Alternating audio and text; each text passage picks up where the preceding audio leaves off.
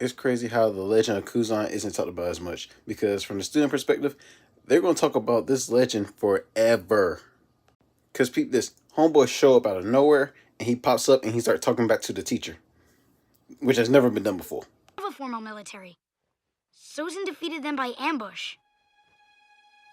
Well, I don't know how you could possibly know more than our national history book. Not only did homeboy talk back to his teachers, but if there came a chance for him to express himself, he took it. No hesitation. Kuzon?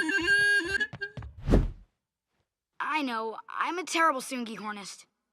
Bro is literally living out the plot of Footloose, where he literally is just expressing himself and look at everybody else crazy that they're not expressing themselves the same way. And he's doing all that unapologetically because everybody is literally mumbling under their breath, talking about this, that, and third. He's getting a clout and motion just by being himself. Back to the legendary story of Kuzon of the Fire Nation colonies. Literally after he got done talking back to his teachers and also expressing himself and getting in trouble for expressing himself and not giving a flying fuck. Everybody in the school started murmuring, mumbling, and all that. And he started gaining clout, started gaining emotion. And guess what happens next? Hi, Kuzon. I really liked that crazy dance you were doing. Thanks, Anji. I can show it to you again if you'd like. Bro gained so much clout that he got accidental riz, where literally the school bully girl literally come up and approaches him. And then peep this, this literally what happens next, because the school bully ain't gonna like Kuzon coming up and stealing his girl. Like, What'd you say, colony trash? You're gonna show her something? just some And it's crazy that he's getting mad because Shawty approached him. And she just stepped back and act like she ain't do nothing. Women. Literally, after the bully literally tried to press and sucker punch Kuzon, all the students in the school was like, oh, homeboy's cooked. Like on some Napoleon Dynamite type jump. They didn't get to eat anything today. Oh, God. Gross. Freaking idiot. Meanwhile, us, the audience, we looking at each other saying, oh, he don't know. To end this man's whole career. Done. What career? But I'm not a rapper. What career? just some dance movements. Nobody shows my Anji anything, especially movements. Literally, after Kuzon hit the sauciest spin known to man in the fight, I was like, oh.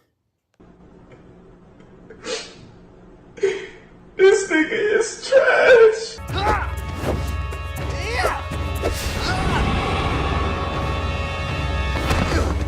Meanwhile, all the students are like this. Literally, after he gets in trouble in school and also fights the school bully and whoops his ass, make a homeboy say it again. Literally, what does Kuzon do next? He literally throws literally the most littest and illest party to ever imagine, even though it's completely illegal. The Flamios! Yeah, this ought to get everybody moving. Literally, bro did his best Kevin Bacon impression and just started cutting loose and getting everybody on the floor dancing. Literally, bro danced so good that he started raising up every girl unintentionally. Again. Who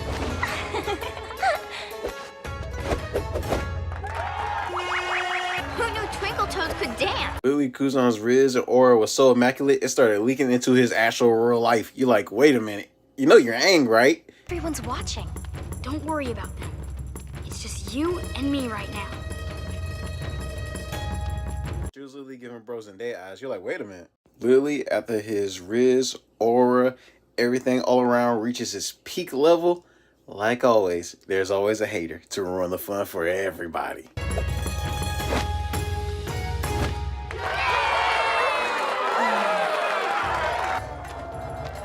It is a dancing party. You did the right thing by telling me, Hide. Of course, this hating nigga is just gonna ruin the fun for everybody, all because Kuzon made him go. And this is where Kuzon literally dips out and runs from the police, basically. Like, he's on the run. Bro has so much clout that literally everybody in the school was literally hiding him. Literally hiding bro.